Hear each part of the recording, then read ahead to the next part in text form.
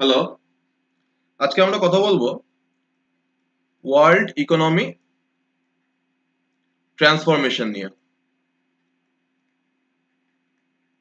টপিকটা একটু কমপ্লিকেটেড, মন দিয়ে শুনবে। আমি আরো কিছু কনসেপ্ট তোমাদের আজকে ক্লিয়ার করে দেবো। দেখো, if we look at the entire picture, world economy has faced many months of stress and turmoil as seen in the financial markets clearly, right? So it can be the bear market. It is also the signal of a new structure of world economy getting created, right? So it can be also considered as the Keynesian's model of 1940s or free market, like the globalized market after 1990s. So what is the output in today's world, right? So there are positives and negatives. What are positives? Rich are looking after various aspects like climate change, which is essential, obviously. Also tackling aging, right? কিন্তু negatives আছে. What are negatives? Financial chaos, high inflation, right? Out of control spending,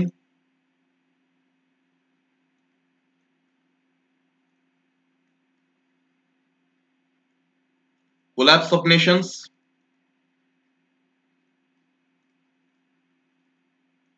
like Sri Lanka.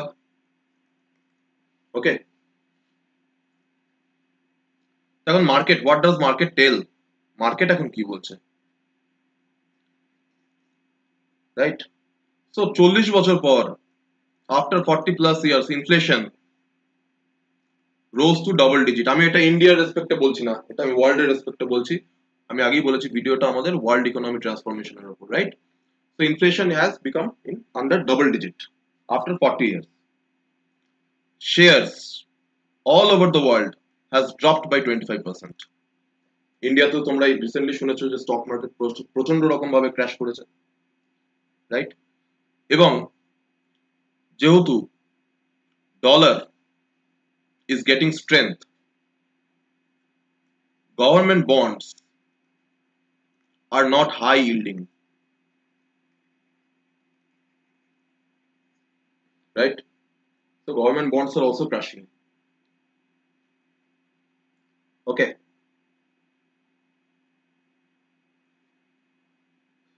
তাও মার্কেটে একটা control ছিল, but after Russia Ukraine war there is a huge energy crisis and high inflation, right? যেরকম যেরকম বলছি তোমরা screenshot নিতে থাকো। তো যদি আমরা 2007 এর গ্লোবাল ফাইন্যান্সিয়াল ক্রাইসিসকে ফেলে আসি, then after 2010 world became stable. কি হবে? ইনফ্লেশন ছিল লো, ইন্টারেস্ট রেট মিডিয়াম, বা এই ক্ষেত্রে আমরা ইকোনমিক্স যেটা ইউজ করি সেটাকে আমরা বলি controlled. Interest rate are always controlled, but interest rate were such so that people can afford it very easily. So there were more loans, but somehow in India there were loans taken, but those have been converted into bad loans in recent times. Anyway, so central banks made profits and assets increased. Like যদি আমরা central bank দিয়ে developed কান্ট্রির central ব্যাংকের আমরা একটা স্ট্যাটিস্টিক্সে যাই, like the major central banks,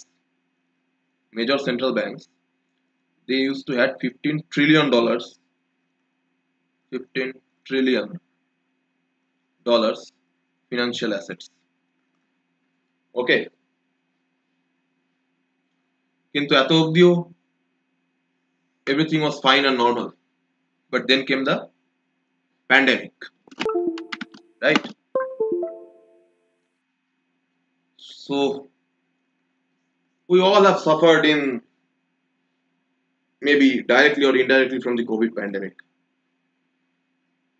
So one of the major problem of the COVID pandemic was disruption in supply chain.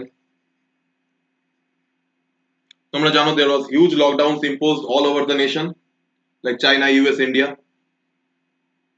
and thus there was a disruption in supply chain.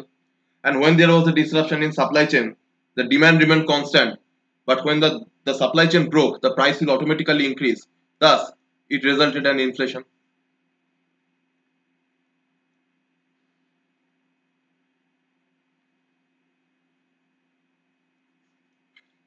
At the same time, problem of unemployment rose highly due to COVID pandemic. So what did government do? Government had to take action. So government started announcing financial stimulus. So what is this financial stimulus? It is nothing but an aid. Okay. Government একটা করে package announce করলো, এবার সেই package announce করলে তো হবে না, সেটাকে ইমপ্লিমেন্ট করতে টাকা লাগবে। তো সেই টাকা যখন যে কোনো সেন্ট্রাল ব্যাংক প্রিন্ট করতে শুরু করলো, কারেন্সি ডিভ্যালুয়েট করতে আরম্ভ করলো, ইনফ্লেশন বাড়তে আরম্ভ করলো, রাইট? না, এবার 2022 এর কনটেক্সটে যদি আমরা আসি, কনটেক্সট অফ 2022,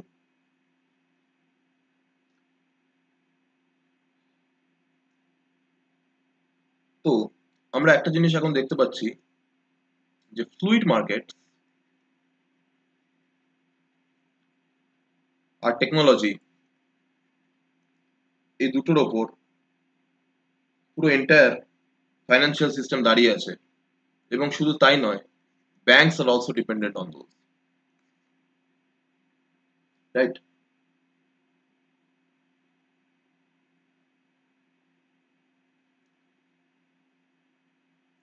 এখন আরো একটা যে প্রবলেম হয়েছে সেটা হচ্ছে problems in lending. Why? Because RBI has increased the interest rates to control inflation up to a certain extent. Why is it so? Because dollar is the strongest now. Like dollar is at its best at the present time, right? Why dollar is appreciated so much? Why dollar appreciated so much? Dollar এত বাড়লো কি করে? এবং dollar যেই মাত্র বেড়েছে, আদার currencies devaluated, because dollar is a global currency. যত ব্যবসা বাণিজ্য এক দেশ থেকে আরেক দেশের মাধ্যমে হয়, সাধারণত সেটা ডলারেই হয়। তো ফলস্বরূপ demand for dollar increased, right? কিন্তু ফেডারেল রিজার্ভস ইউএস দে স্টপড প্রিন্টিং ডলার্স। কেন? Simple, to control inflation.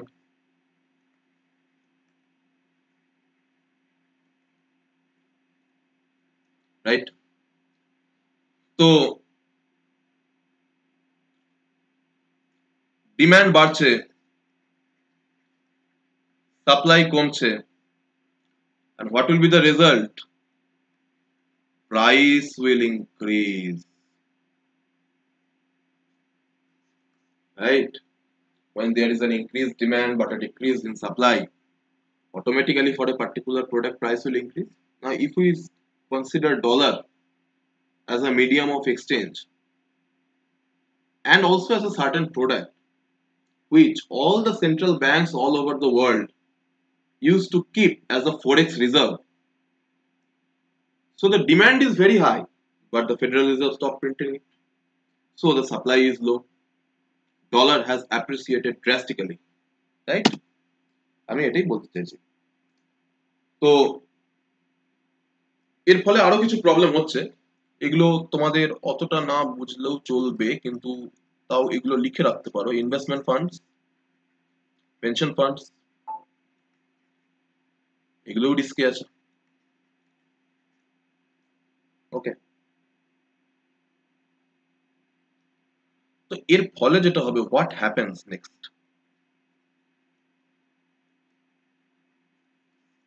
এটা খুব ইম্পর্টেন্ট। যদি মার্কেট স্মুথলি রান না করে, there is always a probability of risk, like risk will increase if market don't function smoothly, right? এবং market যখন smoothly function করবে না, তখন আবার সেন্ট্রাল ব্যাংককে, প্রত্যেকটা দেশের সেন্ট্রাল ব্যাংককে স্টেপ ইন করতে হবে। and how will they do that? They will use the method of quantitative easing.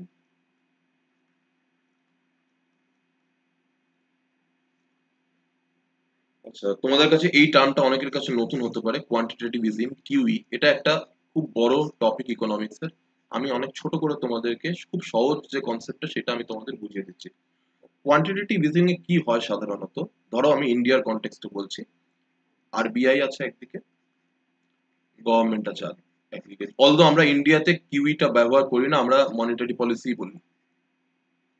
ওকে, তো আরবিআই আছে একদিকে, গভর্নমেন্ট আছে একদিকে, আর এখানে ধরো বন্ড আছে, রাইট? এই বন্ডটা গভর্নমেন্ট ইস্যু করেছে, আরবিআই বন্ডটাকে কিনে নিল। ফলস্বরূপ কি হলো, আরবিআই একটা টাকা এই বন্ড কেনার জন্য গভর্নমেন্টকে দিল, টাকা, লাইক মানি। তাতে গভর্নমেন্টের কাছে কিছু টাকা গেল না, government will invest it in infrastructure, can use for direct benefit transfer, can use for hydro power projects, although it is a part of infrastructure, right? Government can also use it in giving subsidies. Why subsidies? Because we are a notion of an welfare state. আবার RBI quantitative ইজিং এর ক্ষেত্রে যেটা করতে পারে, ব্যাংকদের বলতে পারে যে interest rate কমাও লোনে।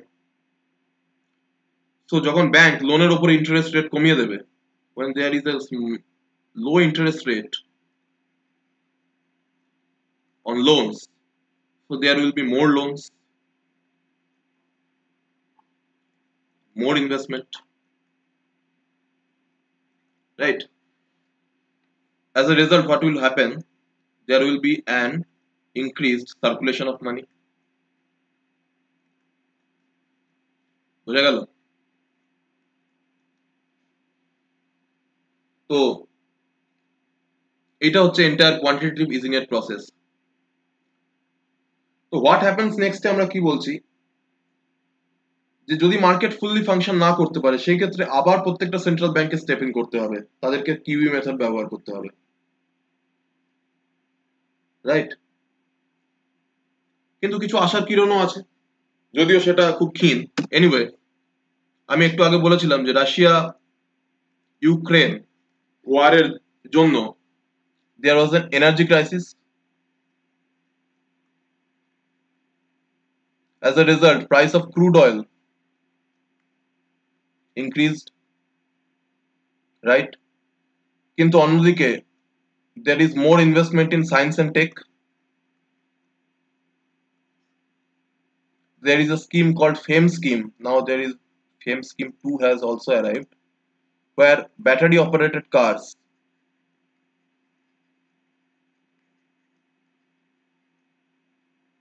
are being purchased. So আমরা এটা বলতে পারি যে একটা টাইমের পর এসে price of crude oil will decrease. ওকে, আর যদি price of crude oil decrease করে, সেই ক্ষেত্রে এনার্জি ক্রাইসিসও ডিক্রিজ করবে।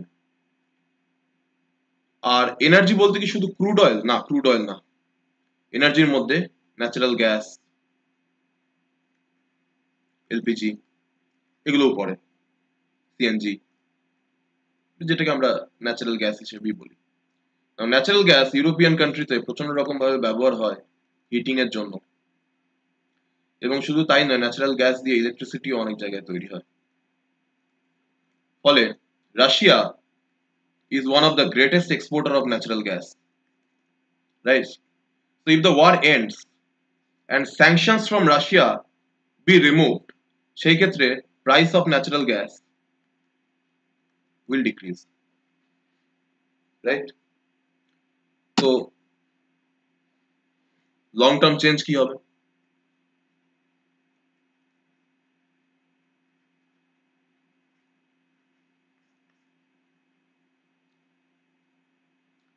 লং টার্ম চেঞ্জে যেটা হতে পারে সেটা হচ্ছে গভর্নমেন্ট স্পেন্ডিং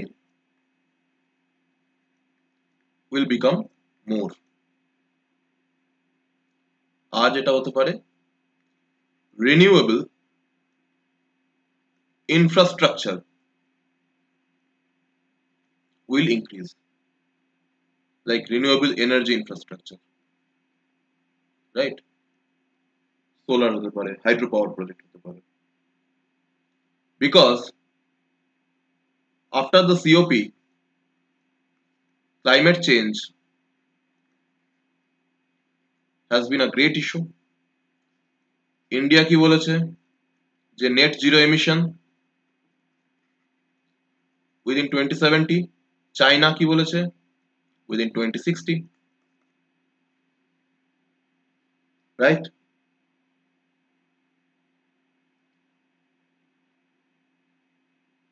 কিন্তু এর মধ্যে আরো একটা প্রবলেম আছে, গভর্নমেন্ট স্পেন্ডিং এর মধ্যে যেখানে ডেভেলপড নেশন আছে সেইখানে যে এজ ওল্ড পপুলেশন তাদের জন্য গভর্নমেন্ট আলাদা করে স্পেন্ড করছে এবং তাদের জন্য আলাদা স্কিমস দিচ্ছে, যেটাকে আমি বললাম যে fiscal stimulus, like specially the country of Japan,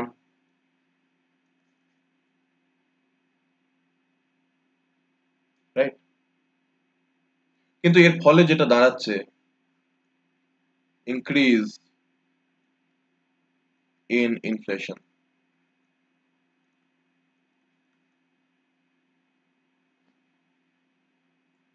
বোঝা গেল? তো এইবারে যে আমরা নতুন যে ওয়ার্ল্ডের দিকে লিড করছি সেটা কি হবে? আবার কি রিসেশন আসবে? না, আর রিসেশন আসবে না। সেন্ট্রাল ব্যাংক যেগুলো আছে প্রত্যেকটা দেশের, তারা হয়তো সেই ইকোনমিটাকে ম্যানেজ করতে পারবে। তো এখানে যদি আমরা পার্টিকুলার কিছু কেস কনসিডার করি, যেমন ধরো আমি আবার গভর্নমেন্ট স্পেন্ডিং এই আসি,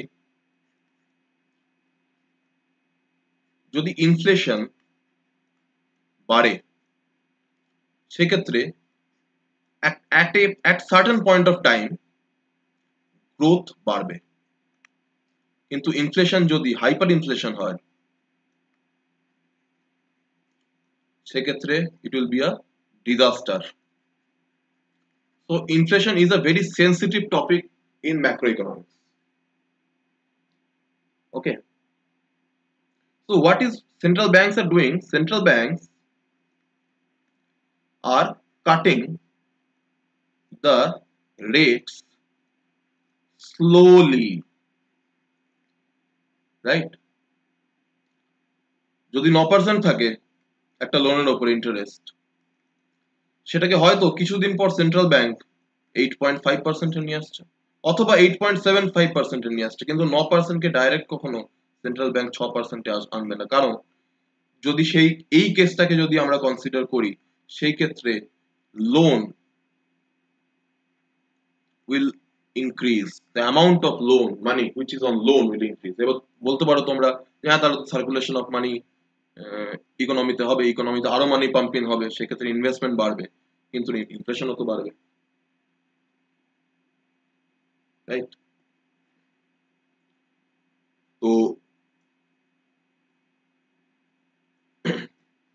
এই ইনফ্লেশনের জন্যই আরবিআই 2016-এ একটা পার্টিকুলার পলিসি তৈরি করে, যেটাকে আমরা বলি এফআইটি, ফিট। এফআইটির ফুল ফর্ম হচ্ছে ফ্লেক্সিবল ইনফ্লেশন টার্গেট। এটাকে তোমরা এফআইটিএফ ও বলতে পারো, এফটা ব্র্যাকেটে লিখবে, টার্গেট ফ্রেমওয়ার্ক। সেখানে আরবিআই বলছে যে আমরা চেষ্টা করব ইনফ্লেশনকে রাখার 4% +2 অথবা -2। এই ইনফ্লেশনটা দরকার for GDP growth, also for proper employment, right? Although RBI couldn't maintain this particular fit framework, but RBI had tried. Okay, আরেকটা জিনিস মনে রাখবে, এই এফআইটিএফ কিন্তু শুধুমাত্র সিপিআই এর উপর, কনজিউমার প্রাইস ইন্ডেক্সের উপর, ডব্লিউপিআই এর উপর নয়, কিন্তু হোলসেল প্রাইস ইন্ডেক্সের উপর নয়, এটা কিন্তু শুধুমাত্র সিপিআই এর উপর।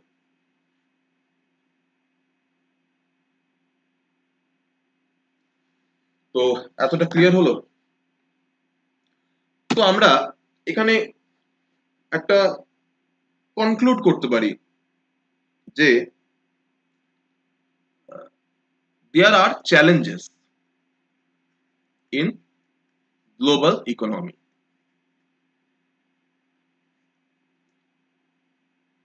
So there is chances of recession, but as central banks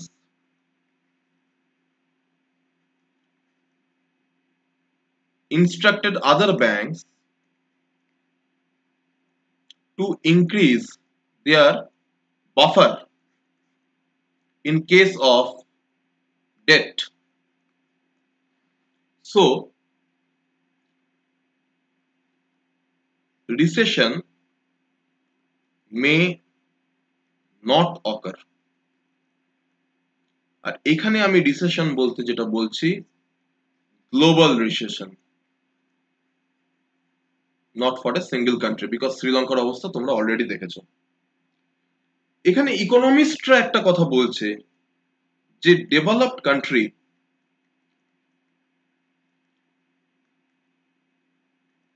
like USA চেষ্টা করছে ইনফ্লেশন 2% এর মধ্যে আনার, কিন্তু ইকোনমিস্টরা বলছে যে inflation should be kept at 4%।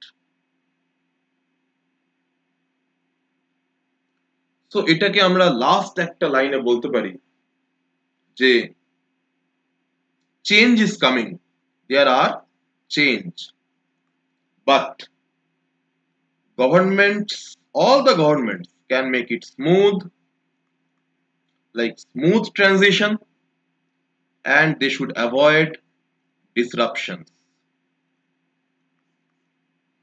একটা খুব সুন্দর ছোট্ট থিওরি তোমাদের শিখিয়ে দিই।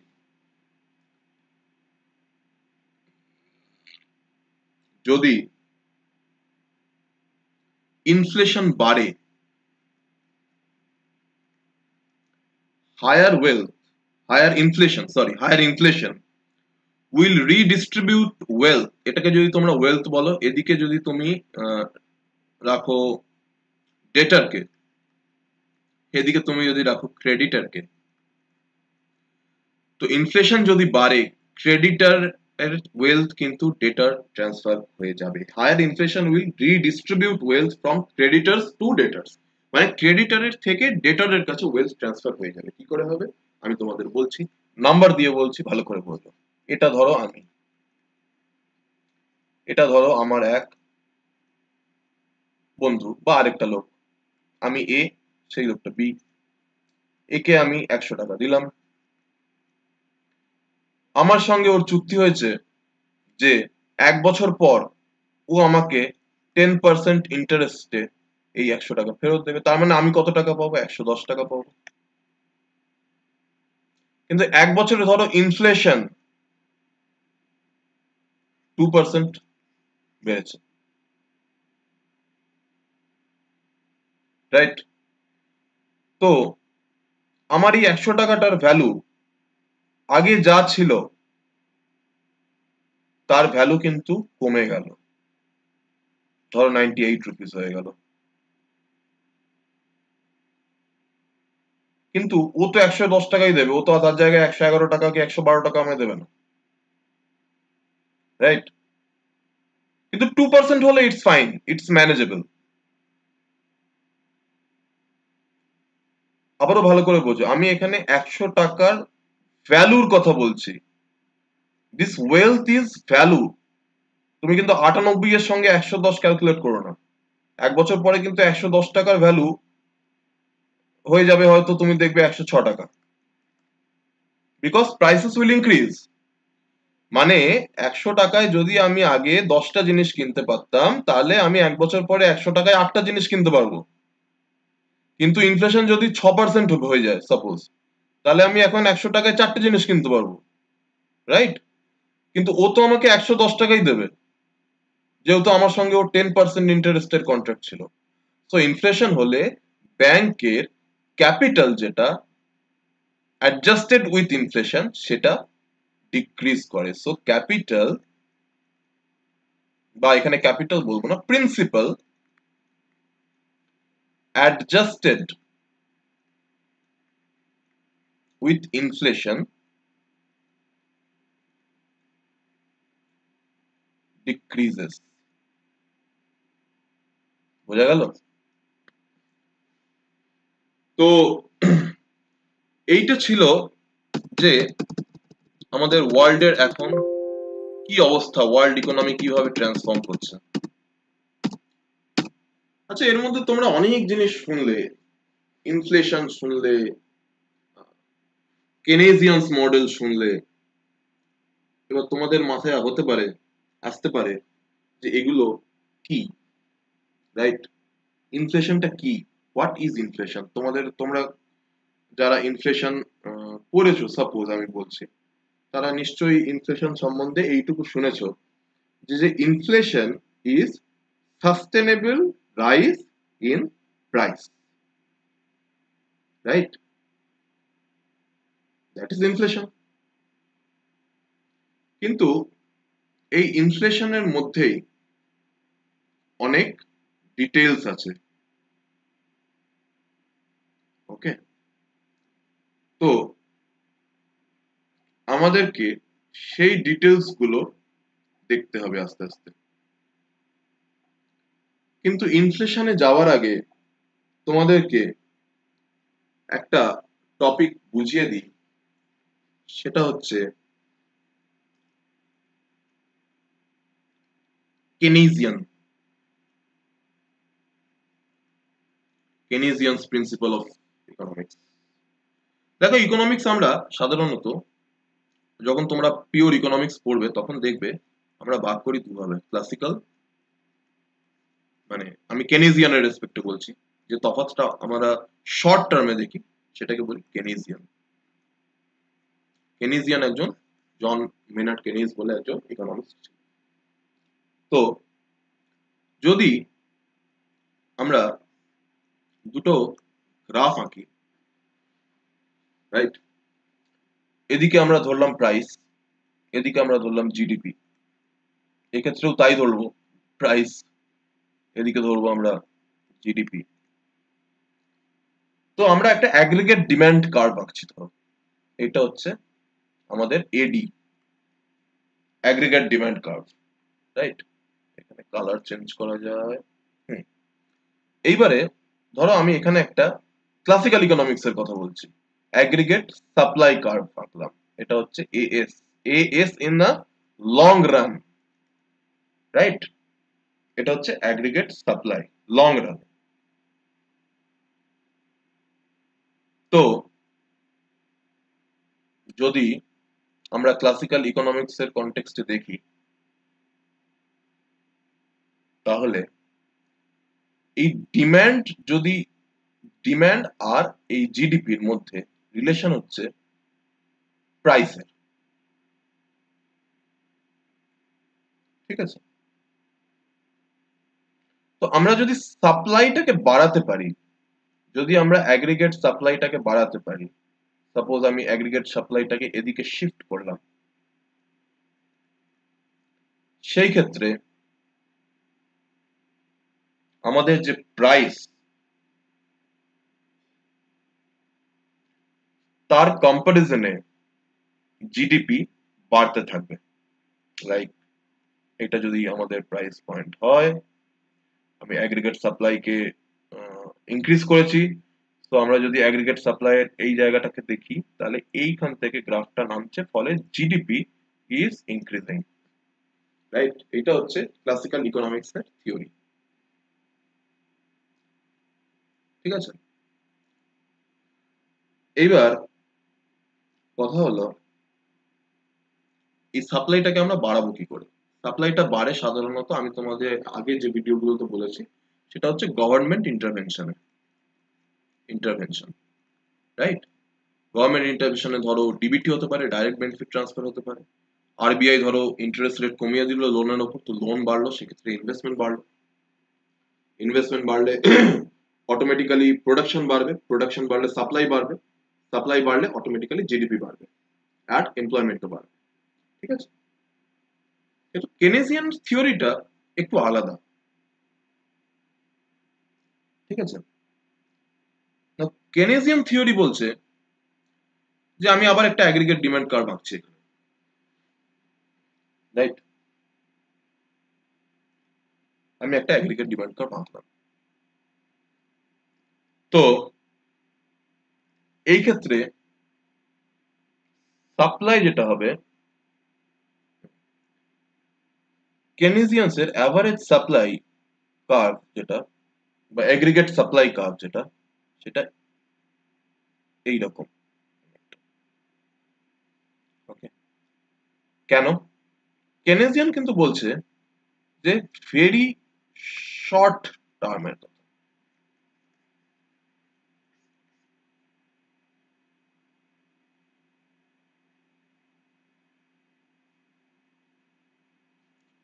তো এটাকে আমরা লিখে দিই রিয়েল জিডিপি। জিডিপি অনেক রকমের হয়, জিডিপি রিয়েল হয়, নমিনাল হয়, পিপিপি হয়, তো এটা রিয়েল জিডিপি। তো কেনেজিয়ান বলছে ভেরি শর্ট টার্মের কথা।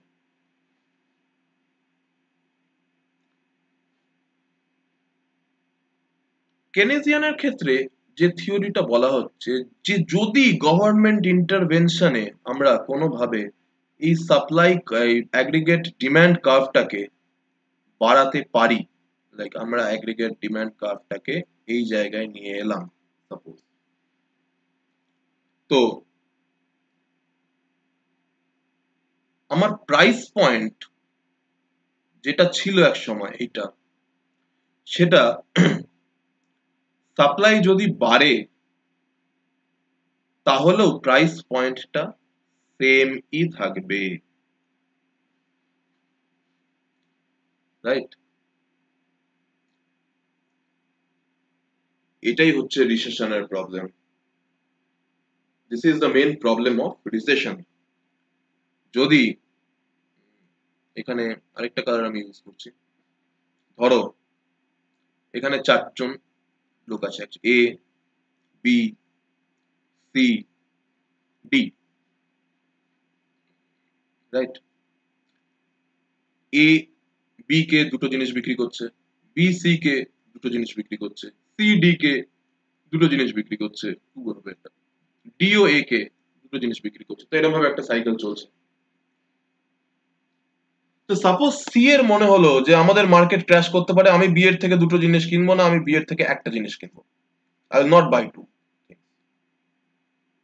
তো সেই ক্ষেত্রে কি হবে, বি বলবে যে যখন আমার দুটো বিক্রি হচ্ছে না, তাহলে আমি আমার ইনভেন্টরিতে দুটো রেখে কি করব?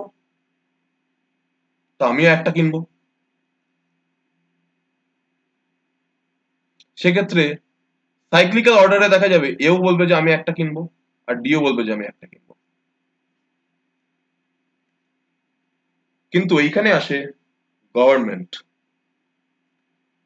গভর্নমেন্ট বি কে বলবে যে আমরা তোমাকে সার্টেন বেনিফিটস দিচ্ছি, but you purchase two items. তো বি সেই বেনিফিট গুলো অ্যাপ্রুভ করে হয়তো দুটো আইটেমই কিনবে, ঠিক আছে? তো বি যে দুটো আইটেম কিনবে সাপোজ, তখন দেখা যাবে যে সাপ্লাই যেটা কমে গেছিল বা 2 থেকে 1-এ এসে গেছিল, সাপ্লাই কিন্তু আবার বাড়বে। তো গভর্নমেন্টের ইন্টারভেনশনেও কিন্তু সাপ্লাইটা বাড়ছে, রাইট? কিন্তু প্রাইস পয়েন্ট এখানে সেম থাকছে।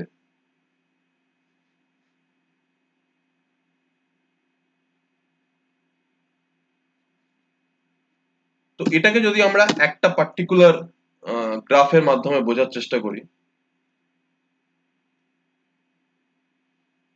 ধরো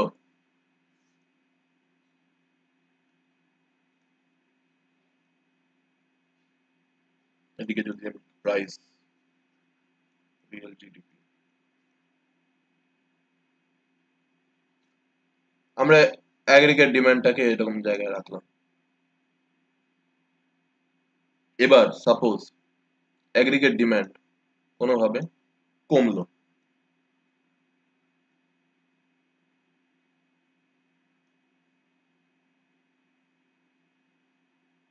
আর আচ্ছা যদি এটা অরিজিনাল অ্যাগ্রিগেট ডিমান্ড হয়, টাচ করবে না, এটা হচ্ছে প্রাইস পয়েন্ট, ঠিক আছে?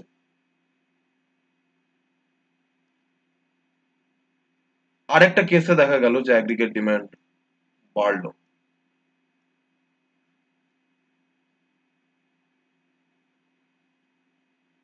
আর বাড়া মানে এইটা হচ্ছে একদম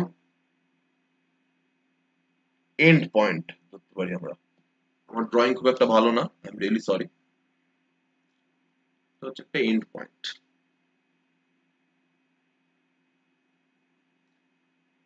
তো সেই ক্ষেত্রে দেখা যাবে যে shift in supply will change shift in prices. Supply কার্ভটা এখানে কিরম হবে, এই ডিপ ব্লুটা দিয়ে করি। সাপ্লাই কার্ভ প্রথমে এখান থেকে খানিকটা ফ্ল্যাট আসবে, রাইট? ফ্ল্যাট আসার পরে আস্তে আস্তে সাপ্লাই প্রোডাকশন বাড়তে থাকবে, প্রোডাকশন বাড়তে বাড়তে বাড়তে বাড়তে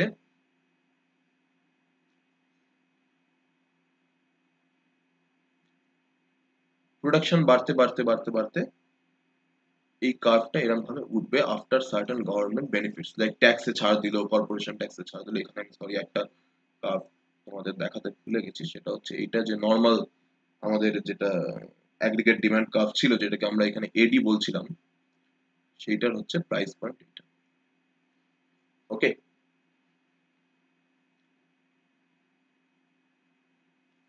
তো এইটা হচ্ছে অ্যাগ্রিগেট সাপ্লাই লং রান। ওকে, তো এই ছিল হচ্ছে কেনেজিয়ানস মডেল। তোমাদেরকে আমি পরের ভিডিওতে পড়াবো হচ্ছে ইনফ্লেশন। ইনফ্লেশনটাকে আমি যতটা সহজ সম্ভব ততটা সহজ করে তোমাদেরকে বোঝাবো। তো তোমরা এগুলোর স্ক্রিনশট নিয়ে নাও। Thanks for watching. লাইক করো, কমেন্ট করো, শেয়ার করো। আর হ্যাঁ, তোমাদের ইমেল আইডিটা আমি দিয়ে দিচ্ছি, যেখানে তোমরা কোনো ডাউট থাকলে জিজ্ঞেস করবে। সেটা হচ্ছে pandclasses@gmail.com। Okay, so thank you and all the best.